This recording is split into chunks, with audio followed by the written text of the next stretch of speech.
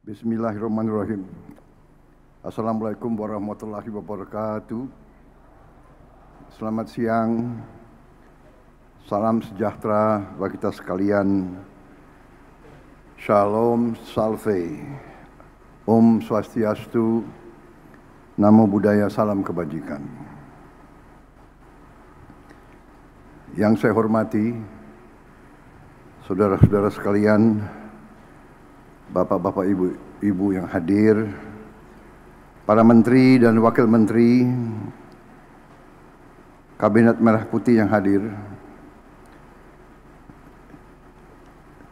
inisiator Gerakan Indonesia Menanam selaku tuan rumah, Bapak Ustadz Adi Hidayat beserta jajarannya, Menteri Koordinator Pangan, Saudara Zulkifli Hasan yang saya hormati, Menteri Pertanian, Saudara Andi Amran Sulaiman, Menteri Desa dan Daerah Tertinggal, Saudara Yandri Susanto, Sekretaris Kabinet Republik Indonesia, Saudara Teddy Indra Wijaya, Kepala Staf Angkatan Laut, Laksamana TNI Muhammad Ali, Utusan Khusus Presiden Bidang Ekonomi dan Perbankan, Saudara Setiawan Ikhlas, Gubernur Sumatera Selatan, Saudara Herman Deru, beserta Forkopimda Sumatera Selatan, Panglima Kodam yang hadir, Kapolda yang hadir, pimpinan daerah semuanya yang saya hormati, anggota Komisi 4 DPR RI Dapil Sumsel, Saudari Kartika Sandra Desi, Rektor Kuliah Dakwah Islamiyah Universitas Tripoli Libya, Dr. Abu Bakar Abu Suswair yang saya hormati, para tokoh agama, tokoh masyarakat yang hadir dari semua kalangan yang saya lihat, para mitra tanam program Gerina, para petani dan rekan-rekan pers media, serta seluruh hadirin undangan yang hadir. Tentunya kita sebagai insan yang bertakwa tidak henti-hentinya memanjatkan puji syukur kehadirat Allah Subhanahu wa Ta'ala, Tuhan Maha Besar, Tuhan Maha Kuasa yang memiliki sekalian alam. Hanya kepadanya lah kita berdoa dan hanya kepadanya lah kita meminta pertolongan. Kita bersyukur atas segala karunia yang diberikan kepada kita, atas kesehatan yang diberikan, kita bisa berkumpul dalam acara yang berbahagia ini, acara yang menggembirakan, acara yang membesarkan hati kita semua, terutama membesarkan hati saya. Saudara-saudara, bulan Maret yang lalu saya jumpa dengan Ustadz Adi Hidayat di Istana Kepresidenan, Istana Merdeka di Jakarta, dan beliau menyampaikan merencanakan peluncuran Gerakan Indonesia Menanam. Dan tadi sebelum saya ke sini, saya diundang oleh Menteri Pertanian, oleh Menko Pangan untuk menghadiri penanaman sawah dengan teknik modern, di mana penyebaran benih dilaksanakan dengan drone, di mana yang tadinya 1 hektar membutuhkan 25 hari diolah. Kalau pakai cara tradisional, sekarang kita bisa mengolah 25 hektar dalam 1 hari.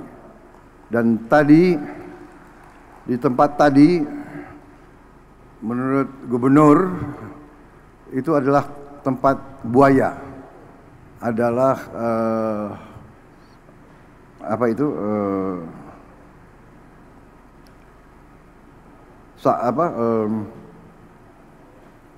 rawa, daerah rawa. Tapi sekarang ini akan menjadi lahan sawah 100.000 hektar. Dan sebenarnya potensinya nanti di Sumatera Selatan itu akan menjadi 1 juta hektar. Di Sumatera Selatan saja. Dan sebagian besar itu adalah rawa, daerah lahan-lahan yang sekarang tidak produktif. Saudara-saudara sekalian, kalau waktu beberapa saat yang lalu saya koreksi, tidak berapa saat yang lalu, dari sejak ratusan tahun bangsa kita, rakyat kita selalu mendambakan ketahanan pangan. Ratusan tahun rakyat kita mendambakan gemah ripah loh jinawi. Artinya cukup pangan, baru cukup papan dan cukup sandang. Tidak ada peradaban yang bisa hidup tanpa pangan. Tidak ada negara bentuk apapun yang bisa berdiri tanpa pangan. Hal dasar ini banyak dilupakan oleh elit-elit yang pintar-pintar, tapi lupa dengan hal-hal yang paling dasar. Belajar jauh-jauh ke negara lain, tapi tidak faham di mana letak fondasi, landasan berdirinya suatu masyarakat, suatu peradaban.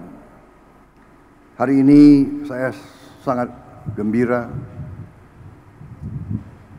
melihat bahwa kita sekarang membuktikan kepada seluruh rakyat, membuktikan kepada semua elit Indonesia yang sebagian kecil tapi vokal, yang merasa dirinya sangat pinter, tapi pada dasarnya pinternya hanya pinter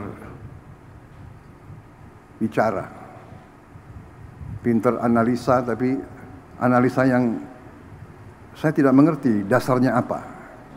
Tapi hari ini saya melihat bukti anak-anak bangsa dari semua lapisan menangkap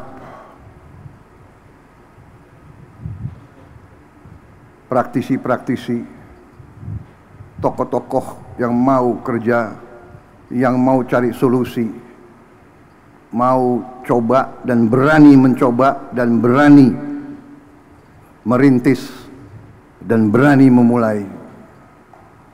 Saudara-saudara sekalian, tadi saya diberi laporan oleh Menteri Pertanian bahwa produksi kita luar biasa dalam 3-4 bulan ini. Sekarang masalahnya adalah kita perlu gudang yang cukup karena produksinya sangat melimpah. Kita tidak boleh menyerah, kita tidak boleh selalu mengeluh. Kita cari solusi jangka pendek dan nanti solusi jangka menengah dan solusi jangka panjang. Jangka menengah saya telah minta semua unsur BUMN, TNI, Polri untuk turun tangan, dan saya akan siapkan biaya khusus untuk bangun gudang-gudang improvisasi, gudang-gudang sementara yang tidak terlalu mahal.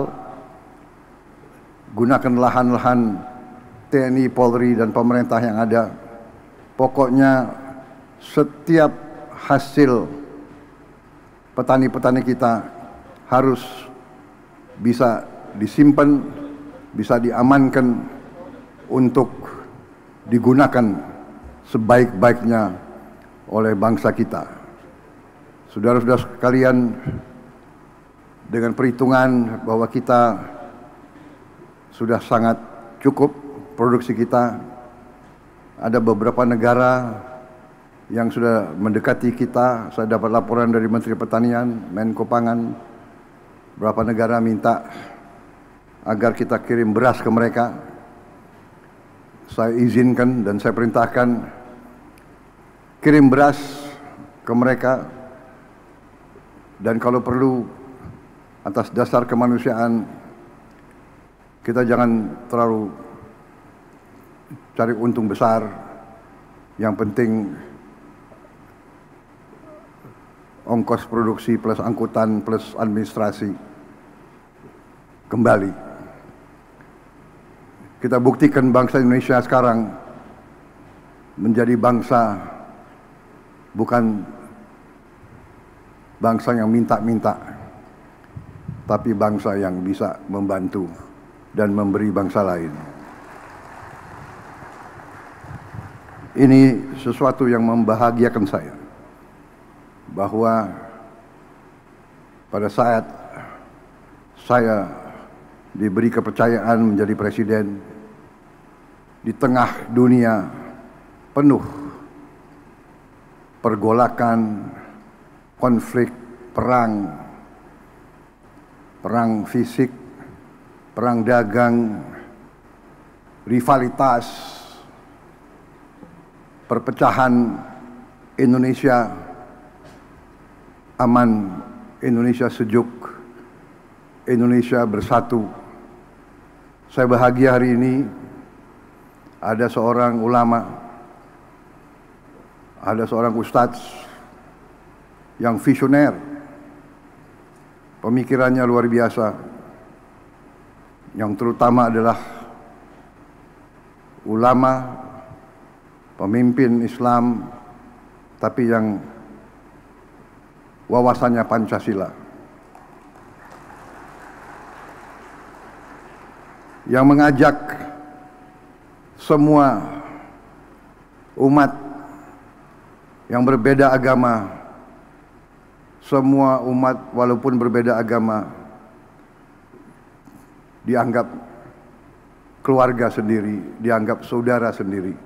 Inilah Indonesia, inilah Indonesia yang kita cintai, inilah Indonesia yang terus akan bangun, terus akan bangkit menjadi negara yang aman, yang damai, yang kuat. Saudara-saudara sekalian, apa yang dirintis oleh Ustadz Adi Hidayat dan tokoh-tokoh seperti Saudara Iwan Setiawan, ikhlas ya.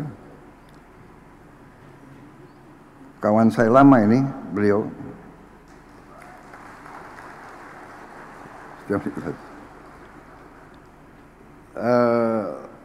Ini membahagiakan. Jadi inovasi, improvisasi, riset, teknologi ini yang akan membawa Indonesia menjadi negara yang berhasil. Dan apa yang dirintis di sini menjadi contoh, dan saya percaya banyak yang seperti ini yang mungkin perlu kita beri kesempatan untuk berkembang dan tumbuh. Dari saya terima kasih ada tokoh-tokoh seperti Ustadz Adi Hidayat ini. Kita bisa bayangkan sebentar lagi seluruh Indonesia semangat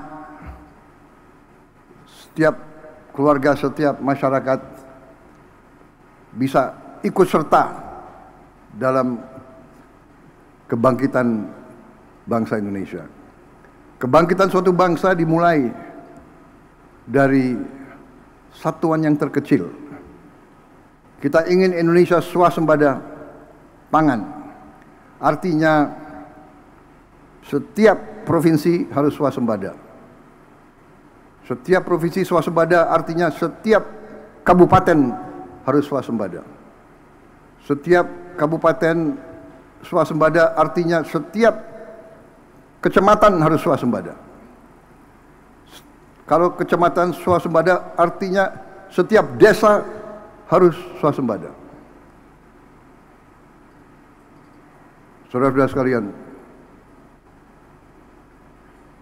kita melihat tanah yang katanya tidak mungkin ditanam menjadi hijau. Kita melihat rawa yang tadi tempat buaya menjadi sawah berproduksi. Kita nanti akan melihat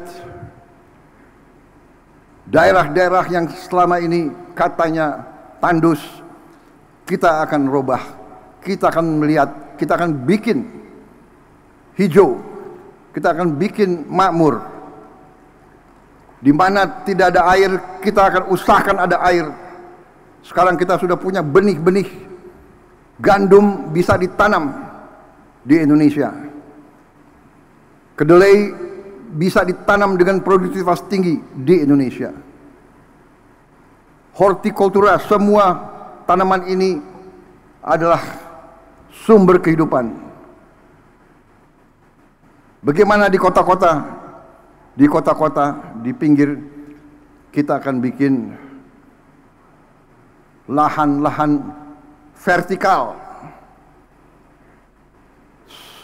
Seperti ini, tapi bisa bertingkat-tingkat. Mungkin 1 hektar, kalau kita bangun 10 tingkat menjadi 10 hektar. Dengan sistem pengairan, dengan energi, dengan tenaga panel surya. Jadi kita, masa depan kita gemilang. Terima kasih Pak Ustadz, hari ini kelihatan Indonesia sangat cerah. Dan kita bersyukur kepada Yang Maha Kuasa atas segala nikmat yang diberikan kepada kita.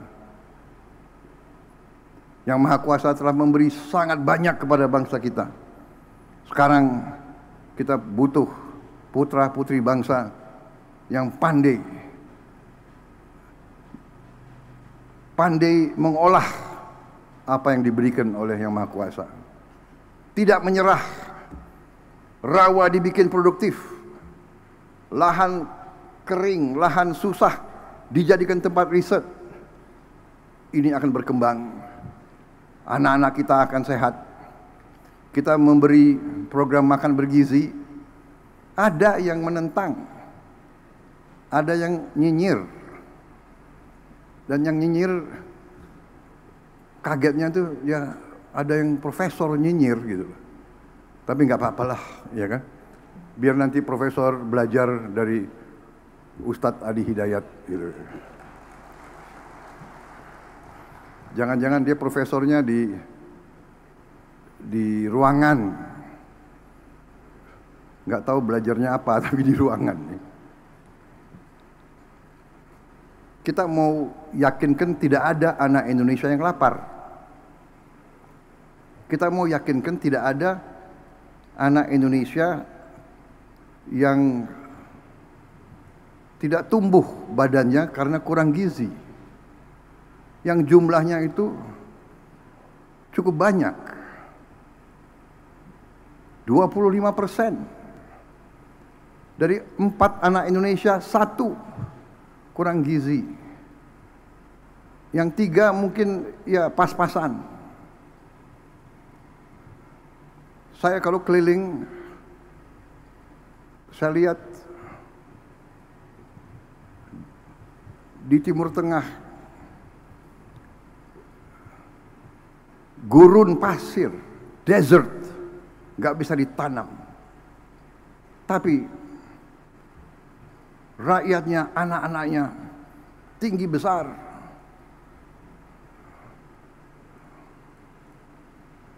Pemimpin-pemimpinnya mikirkan lahan yang sulit mereka jaga, sumber air yang sulit mereka jaga. Kita harus menghilangkan kelaparan dari bumi Indonesia. Ada yang mengatakan, oh yang penting ibu hamil yang dikasih makan. Ini pakar-pakar ini tidak belajar, tidak baca. Program MBG itu mulai dari ibu hamil. Mungkin satu-satunya negara di dunia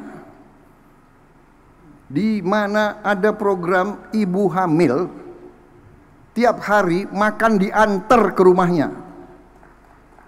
Coba kasih lihat di mana ada negara sekarang. Saudara-saudara sekalian, saya dapat surat dari pimpinan negara lain. Belajar ke Indonesia, mau belajar tentang makan bergizi. Saya katakan kita belum. Nanti akhir tahun baru kita selesai semua. Tapi kita sudah mulai. Ibu yang sedang hamil makan diantar ke rumahnya. Kita pakai semua potensi yang sudah ada di Indonesia. Ada pendamping, ada pekerja dari keluarga berencana di tiap desa, itu yang antar. Kita bikin dapur-dapur, pesantren, semua sekolah kita ikut sertakan. Kecuali mereka yang sudah mapan, yang tidak mau, ya nggak apa-apa. Kita tidak paksakan. Jadi saudara-saudara, artinya apa? Artinya, yang sekarang tiap desa sudah berjalan berapa tahun program dana desa, 1 miliar rupiah per desa per tahun.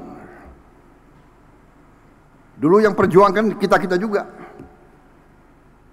Dari semua partai di parlemen, HKTI, kalau tidak salah sudah berjalan 10 tahun. Di desa kita kembalikan 1 miliar, satu desa 1 tahun. Program makan bergizi, uang yang beredar di tiap desa itu ditambah 6 miliar 1 tahun. Minimal 5, 6, ada yang 7, ada yang 8 miliar.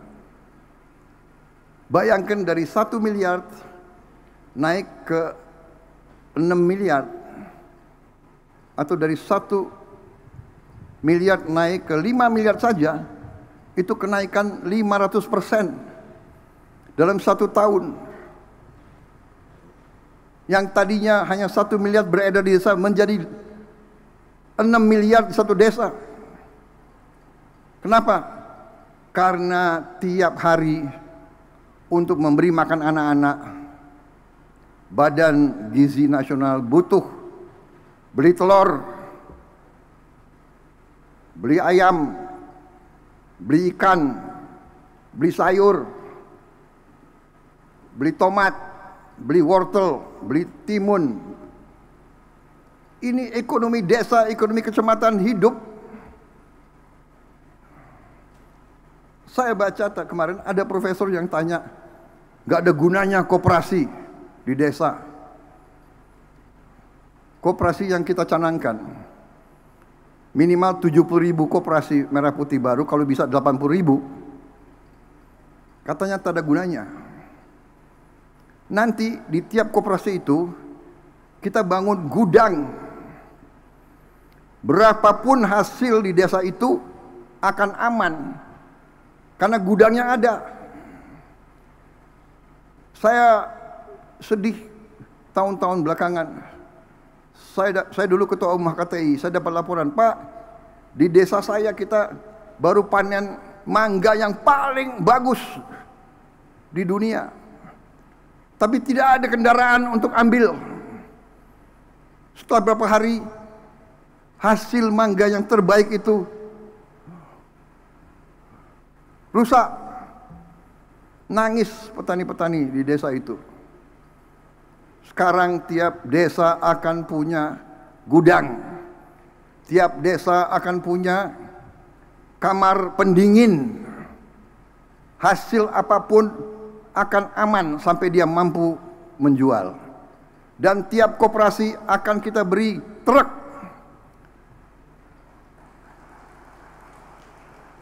Minimal 1 truk, kalau bisa 2 truk. Semua hasil dari desa itu bisa dipasarkan. Dan semua kebutuhan desa itu bisa diambil ke desa itu. Ada profesor yang tanya, yang bilang tak ada gunanya itu koperasi kerja. Ya sudah, kita hormati pendapat dia. Nanti dia akan terbuka matanya dan mudah-mudahan hatinya juga terbuka. Puluhan tahun keluhan rakyat kita, kalau panen harga jatuh, panen tidak ada yang ambil. Sekarang kita robah, kita tidak akan menyerah kepada kesulitan, kita atasi kesulitan. Saya senang tadi, apa itu, si Opung, apa itu, si Opung, solusi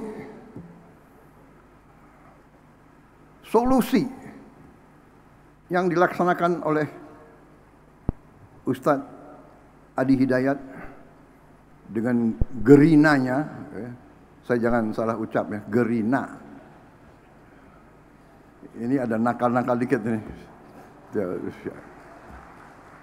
Gerakan Indonesia Menanam adalah solusi. Dan ini kita berikan solusi.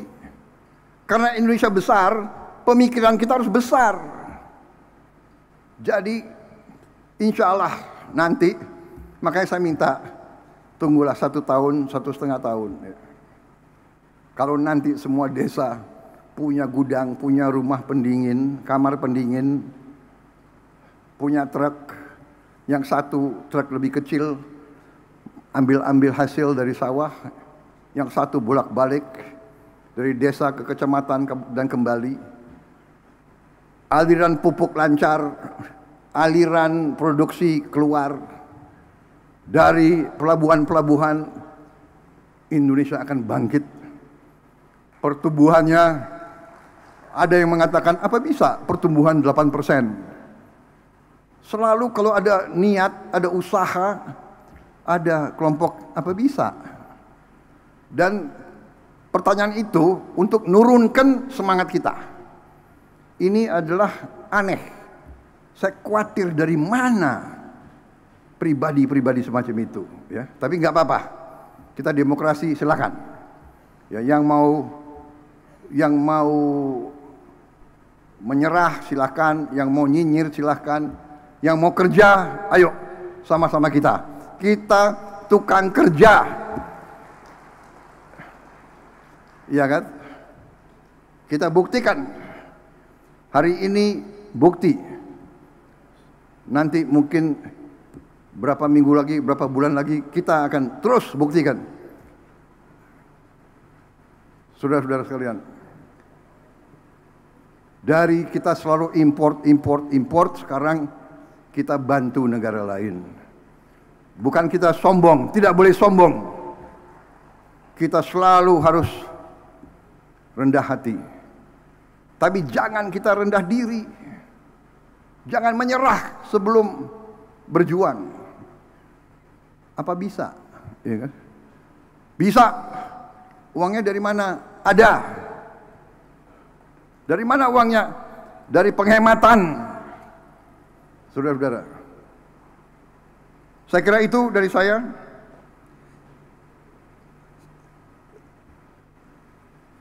Jangan terlalu lama juga pengarahan saya, iya. Tapi saya lihat ini ada kopi di sini. Hah? Bagaimana? Pak Ustadz boleh minta izin minum kopi? Karena panitia sudah taruh di sini soalnya.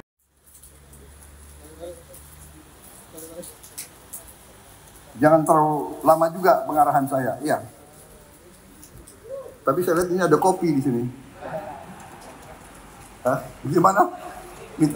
Pak Ustadz boleh minta izin minum kopi? Karena panitia sudah taruh di sini soalnya.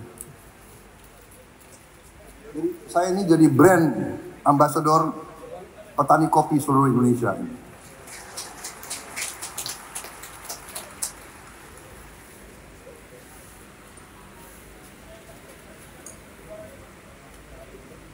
Panitia, saya dapat sampai jam berapa di sini? Masih boleh? Enggak, Presiden harus kasih contoh. Di rundown-nya pengarahan Presiden 15 menit. Saya udah berapa menit?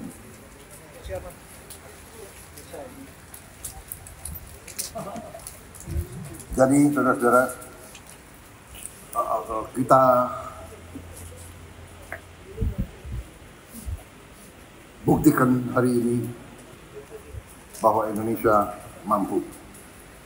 Bangsa yang mampu, bukan bangsa yang menyerah, bukan bangsa yang kalah, bukan bangsa yang minta-minta. Ada yang mengatakan investor lari, tidak lari, mereka datang ke sini. Ada yang nggak cocok, ya silakan, nggak ada masalah. Tapi kita sekarang punya kemampuan. Kita akan menggerakkan ekonomi dengan kekuatan kita sendiri. Kita tidak akan memaki-maki negara lain. Kita dihantam tarif berapapun, kita akan berunding, akan negosiasi.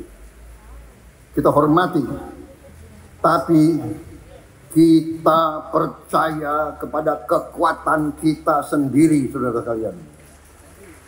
Kalaupun mereka tidak membuka pasar mereka kepada kita, kita akan survive. Kita akan tambah kuat. Kita akan berdiri di atas kaki kita sendiri. Kita tidak akan pernah menyerah. Kita tidak akan pernah berlutut. Kita tidak akan pernah mengemis. Kita tidak akan pernah minta-minta kasihan orang lain. Tidak perlu dikasihani. Bangsa Indonesia tidak perlu dikasihani. Kita akan swasembada pangan. Kita akan menjadi lumbung pangan dunia. Dan kita akan punya kekuatan di segala bidang. Bersama saudara-saudara, saya tambah yakin. Hari ini 2 kali saya diberi rasa gembira. Kalau di Jakarta sering dikasih berita-berita yang apa istilahnya tuh? Apa itu, ya kan? Podcast, pengamat. Dia lebih tahu apa pikirannya Prabowo dari Prabowo sendiri. Gitu. Kadang-kadang nanti saya mau telepon dia. Pak, apa sih yang sudah saya pikirkan sekarang? Aneh. Terima kasih Mentan, terima kasih Gubernur Sumsel, Menko Pangan, Menteri Desa, terima kasih Pak Ustadz, terima kasih, luar biasa ini. Ini Ustadz yang memang ingarso sung tulodo. Ustadz yang memimpin dari depan. Tidak hanya penceramah, tapi pekerja, pembuat, inovator, luar biasa. Kalau ulama-ulama ada 100 seperti Ustadz Adi Hidayat, luar biasa. 100 pusat seperti ini, saudara-saudara sekalian. Bersama TNI, bersama Polri, bersama teknokrat, bersama mahasiswa, bersama pemimpin ulama, pemimpin agama lain. Mari kita maju, membuat Indonesia terhormat. Masih banyak kegiatan kita, masih banyak PR kita, ya. Nanti saya akan kumpulkan gubernur, bupati, wali kota. Kita harus ada masalah lain yang penting. Produksi harus bagus, kelaparan harus hilang, kemiskinan absolut harus kita hilangkan, rakyat yang di bawah harus kita berdayakan, pendidikan harus kita perbaiki, tapi juga kebersihan lingkungan. Kita harus perang lawan sampah, dan kita harus buat tiap desa, tiap kecamatan, tiap kabupaten kita harus bikin bersih, asri, indah. Nanti kita pikirkan bagaimana caranya. Nanti gerakan Indonesia Asri, selain menanam, kita harus bikin Indonesia gerakan asri. Kita robah wajah Indonesia. Seng-seng yang berkarat, kita pikirkan bagaimana kita robah. Karena warna karat itu bukan warna kebangkitan. Nanti kita minta dari kampus-kampus inovasi. Bagaimana kita robah, kita bantu rakyat kita. Pembangunan rumah, renovasi rumah akan kita jalankan. Saudara-saudara, saya kira itu dari saya. Terima kasih undangan ini yang saudara berikan kepada saya, membuat saya tambah semangat, dan kita pacu pekerjaan kita untuk rakyat Indonesia. Optimis, saya lihat tadi wajah petani kita, wajah pekerja-pekerja kita, petugas pemerintahan, semuanya bersatu. Ini benar, kita bekerja sama. Indonesia bersatu, Indonesia Incorporated. Pengusaha, ulama, petani, teknokrat, akademisi, profesor yang mau kerja, profesor yang cerdas, profesor yang cari-cari. Jadi manusia itu ada dua macam. Manusia yang lihat kesulitan, atasi. Ada lagi manusia yang lihat kesulitan, kesulitan. Nunjuk kesulitan itu enggak atasi kesulitan. Kita mengerti kesulitan Indonesia, kita mengerti rakyat perlu pekerjaan, kita mengerti. Ini yang sedang kita kerjakan. Saya kira demikian ya saudara-saudara. Sekali lagi terima kasih. Semoga Tuhan Maha Besar senantiasa menyertai kita sekalian dalam pengabdian dan perjuangan kita untuk bangsa dan rakyat Indonesia. Wassalamualaikum warahmatullahi wabarakatuh. Salam sejahtera bagi kita sekalian. Shalom salve. Om santi santi santi om. Namo Buddhaya. Salam kebajikan. Terima kasih.